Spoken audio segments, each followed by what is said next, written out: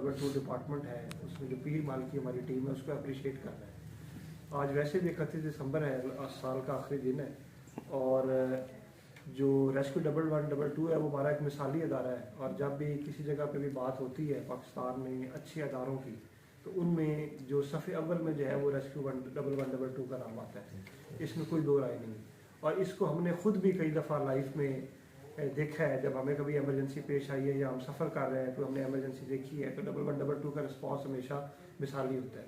इस वजह से ये एक मुबालगा राय से हट के बात है कि लोग जेनुइनली आप लोगों की इज़्ज़त करते हैं, महकमे आप लोगों की इज़्ज़त करते हैं कि यार ये रेस्क्यू का हमारा जवान है या ऑफिसर है, तो उसकी लोग दिल से रिस्पेक्ट और इज़्ज़त करते हैं, उसकी वजह आपका काम है। और ये बड़ा ही, मैं कहता हूँ कि पैगम्बराना और जो है ना बड़ा ही जो है वो अच्छी सफ़ात का हामिल काम है कि दूसरों की जान बचाना। जिस तरह के वो है मफ़हूम के जिसने एक इंसान की जान बचाई